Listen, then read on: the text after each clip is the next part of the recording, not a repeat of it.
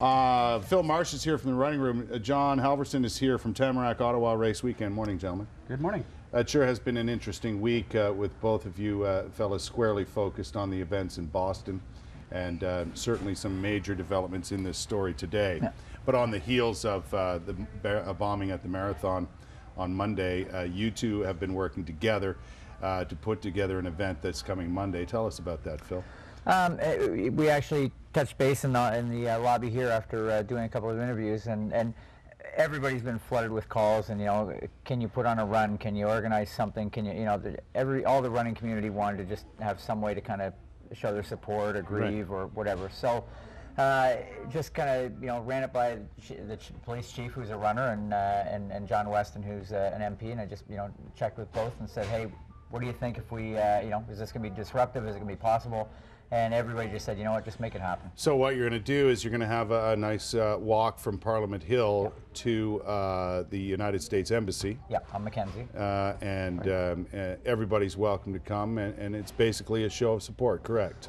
Absolutely. I mean, as Phil said, we sort of had similar ideas. We coordinated our efforts, and we ended up on this Monday, which happens to be a week after the incident. Give people some time to settle. Let's understand what really happened as well. And with the Tamarack Auto Race Weekend coming up, we wanted to be in support of runners. Right. And this is really just a way for everyone to come out, runners and spectators, because we have to remember that at the event, it was really spectators that were impacted. That took the brunt of the explosion, yeah.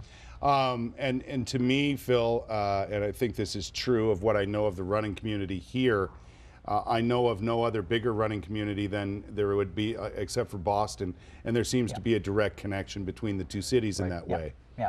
Yeah, I mean, there were 150 runners from Ottawa, Gatineau area. It was almost 10% of the race were Canadians. So you had a lot of Canadians. You always see at the finish line there in those condos, there's a big Canadian flag every year, and there's a Canadian couple that live up there. And so there's a real affinity of Canadians for Boston, and it's around the Bay, being the oldest race in North America, and Hamilton. It's a great race leading up to Boston. So, a lot of us have been there. A lot of the running community have either been there or wanted to be there. You have an extra pair of shoes with you, and the idea is for people to bring shoes. Is that right? Yeah, we're kind of hoping instead of a yellow ribbon or something in support, we kind of thought it'd be neat to all along the gates, all along the fencing in front of the U.S. Embassy on Mackenzie. People brought a used pair of running shoes. Tie them together and hang them through the fencing all the way along, and then just kind of a show of support for them that the running community cares, and then after that we'll get all the shoes to the mission. Donate the shoes to the mission, which is a great idea. I know you've been in touch with the American Embassy. I know, Phil, you were in there yesterday to make sure this is all coordinated, which is, it's not an easy thing to do to get in there. So the American Embassy and the ambassador, everybody's on board. Yeah, it was pretty neat. Ambassador Jacobson is going to come out and say a few words at the embassy, and is actually going to lead everybody in a minute of silence. And yesterday, John Weston announced it to a standing ovation on the floor of the House of Commons. Yes.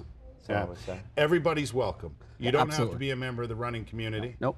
All you have to do is, be willing to get out there and show your support. Where and when do we gather on Monday? It starts at 1 o'clock. That's when we're going to sort of launch everything, and there'll be some speeches there.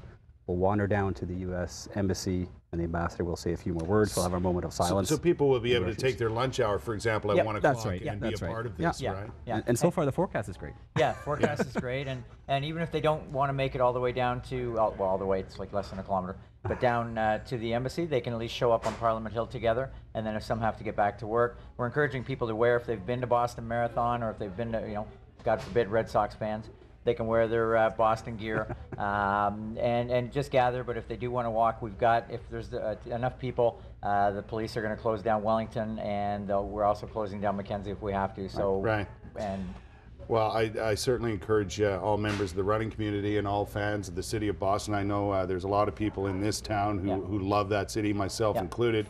Red Sox fans, get out there. But there's been so many great examples of support across North America in the past week, and this is going to be a great one on Monday. So congratulations, fellas, on good work. So people can gather at Parliament Hill just before 1 on Monday. Correct. That'd be a good idea to get there around between 12:30 and 1. And then we'll take a little stroll downtown and visit our American friends. Even with a bum knee. Yeah, even I can do that. On the way to the golf course. Bring along a used pair or an extra pair of running shoes. sneakers, running shoes, or shoes of any kind that we can tie to the gates there, and they'll be donated to the mission. Good stuff, fellas. All right. We'll see you Monday. Thank you. Okay, good. Yeah.